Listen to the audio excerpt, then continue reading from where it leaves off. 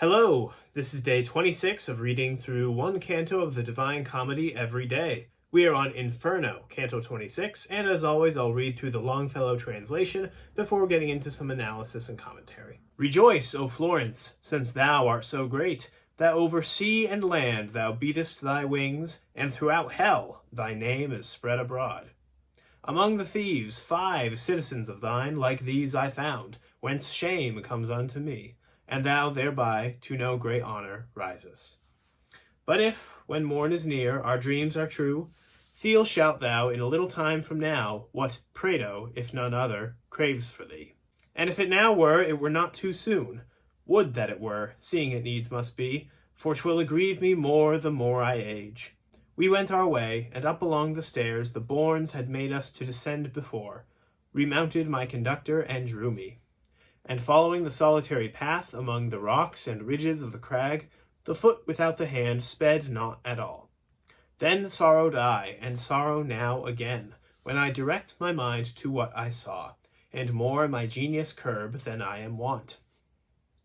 That it may run, not unless virtue guide it, so that if some good star or better thing have given me good, I may myself not grudge it.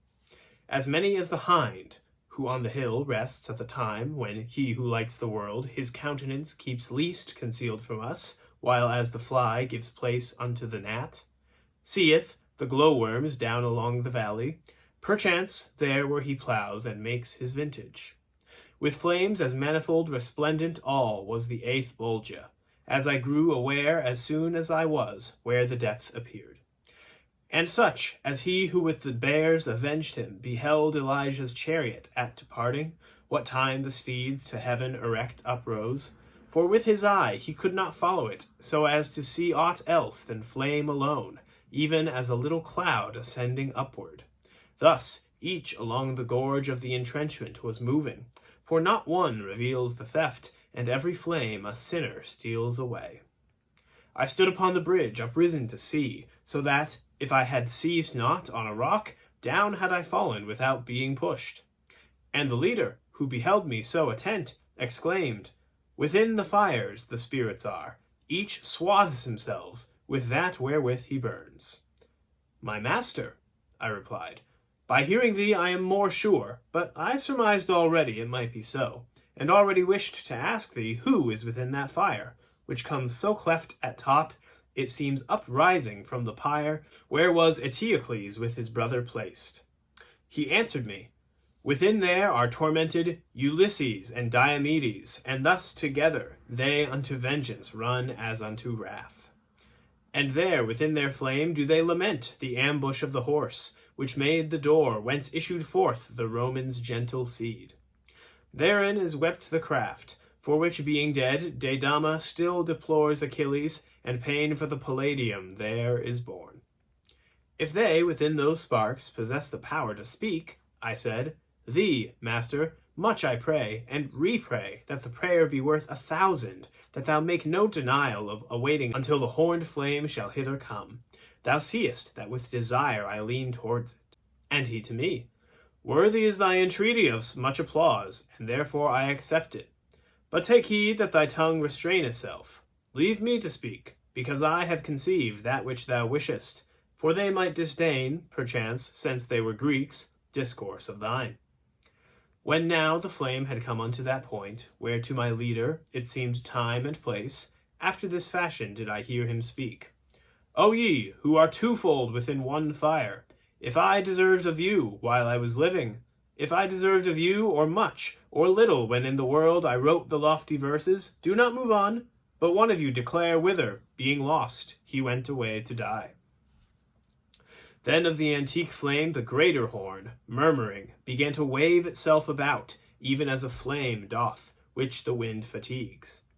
Thereafterward the summit to and fro, moving as if it were the tongue that spake, it uttered forth a voice, and said, When I from Circe had departed, who concealed me more than a year there near unto Gaeta, or ever yet Aeneas named it so, nor fondness for my son, nor reverence for my old father, nor the due affection which joyous should have made Penelope, could overcome within me the desire I had to be experienced of the world, and of the vice and virtue of mankind.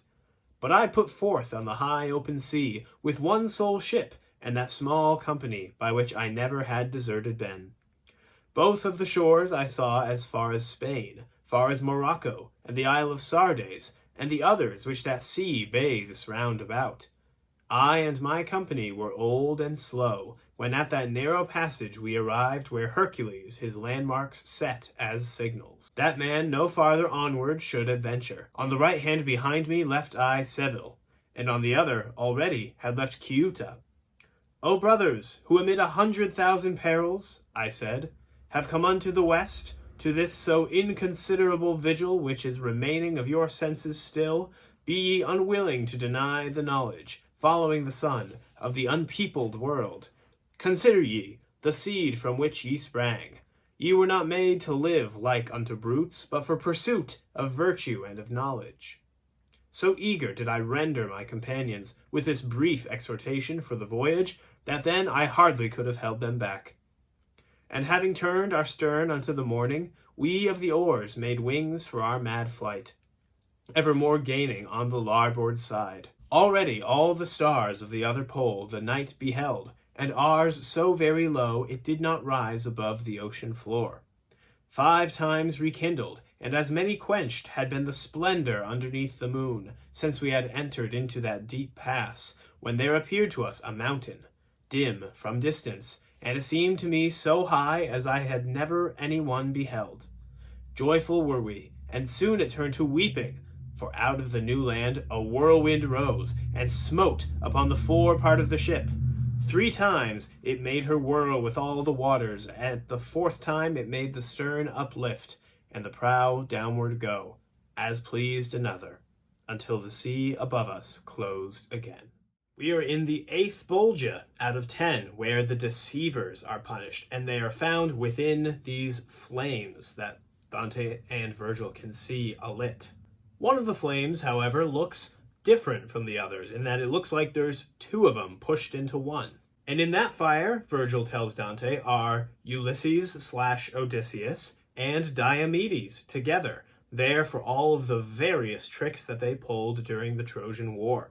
Virgil recounts 3 of them, 2 of which are definitely from Homer. The other one, I'm not sure. First, they tricked Achilles into coming out of hiding in order to bring him with them for the Trojan War, thus causing him to abandon Deidamia, the daughter of a king who he had seduced and gotten pregnant with a child. Then, yes, abandoned. In fact, I believe it's that very son, Neoptolemus, that's mentioned in the Odyssey. Second, Virgil reports that Odysseus and Diomedes stole a statue of Athena from out of a temple in Troy, which was guaranteed to protect the city so long as it remained there. By stealing it out, Odysseus was guaranteeing the victory of the Greeks over the Trojans. And third, the most famous, obviously, the Trojan horse. For all 3 of these, Odysseus is now here with the deceivers, having pulled very many deceptions. After that, though, the rest of Odysseus' story, according to Dante, is entirely Dante's own invention. If you've read the Odyssey, you would probably agree with me that Odysseus is going to be the last person who leaves home for an extended period of time after the events of that epic are over. However, Dante reimagines him as someone who could not slake his thirst for travel. So he convinces all of his old shipmates to come with him on another voyage to the other end of the earth. Well, there's another reason that you can tell that it's Dante's invention, because in the Odyssey, Odysseus has no shipmates left. They all died. But anyways, they come with him and they sail into the southern hemisphere, which Mark Musa explains was thought to be entirely composed of water during the medieval times. With one exception, apparently. Odysseus and his crew see an enormous mountain standing by itself on an island, so high that he's never seen anything higher than it. It's impossibly high. And in trying to approach it, a great wind came up and sunk their vessel. Again, Dante has not read the actual Homeric epics. They weren't available in his time. What he's basing his knowledge of for all of these Homeric figures is second or third hand references. Virgil's Aeneid would definitely be one example, but there's others as well. The mountain itself that they see, however, is actually going to appear later in this story. I don't want to spoil it for you, but There's a reason that Odysseus was not allowed to get close to it. So just keep that in mind and look for something that seems similar in the days to come. This is a bit of a tangent, and I'll end here, but Alfred Lord Tennyson has a poem called Ulysses that seems to me to speak about this very voyage. He writes that it little profits that an idle king by this still hearth among these barren crags, matched with an aged wife, I meet and dole unequal laws unto a savage race. Basically, he's bored being a king on Ithaca. And then towards the end, he says, "Come, my friends, 'tis not too late to seek a newer world. Push off, to sail into the sunset. Come, my friends, 'tis not too late to seek a newer world. We are not now that strength which in old days moved earth and heaven. That which we are, one equal temper of heroic hearts, made weak by time and fate, but strong in will, to strive, to seek, to find, and not to yield." Truthfully, it's a version of the speech that Odysseus tells us that he gave to his men. It's great poetry, it's very inspiring, but knowing how it ends, it definitely kind of puts a damper on it. That's all for today, though. I'll see you later.